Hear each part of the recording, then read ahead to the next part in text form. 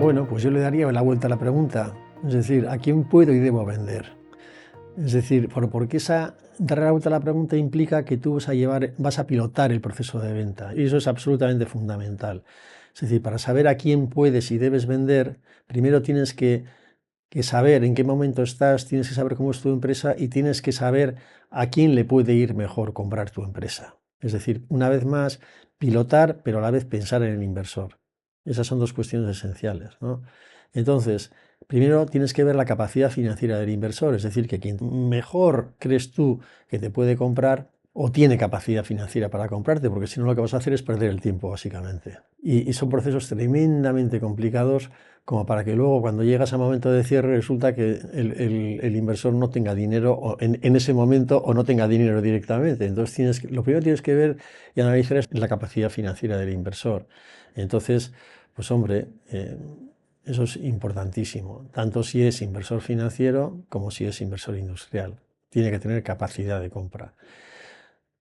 Y en segundo lugar, tienes que analizar en qué momento estás y saber qué puede buscar el eventual inversor. El eventual inversor puede buscar una salida, una entrada, digamos, una entrada en la compañía a corto plazo total para integrarla en su organización, o puede que sea el industrial y vas a vender un 100% normalmente, o puede pensar o puede estar pensando en una en absoluta integración, sino en una adquisición parcial de una participación seguramente mayoritaria, pero que te va a exigir a ti seguir en la gestión de la compañía durante un periodo de tiempo, y vas a tener que tener un plan estratégico que le tiene que gustar a ese inversor, para que ese inversor meta dinero en la compañía a través de una presión de capital, y para eso tienes, por ejemplo, que pensar en posibles adquisiciones que puedas llevar a cabo dentro de tu compañía para hacer más atractiva la venta a ese inversor financiero.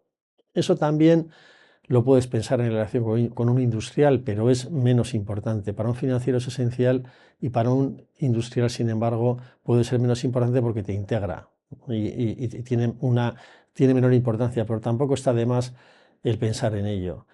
Pero en relación con la pregunta que me hacías, la pregunta es a quién puedo y debo vender, porque eso exige pensar en pilotar, y eso exige pensar en el valor que va a capturar el inversor, que va a ser el valor tuyo también. Entonces, resulta fundamental el tener experiencia en ello, el haber pasado muchas veces por el mismo sitio, y eso es lo que hacemos casi mensualmente en confianza.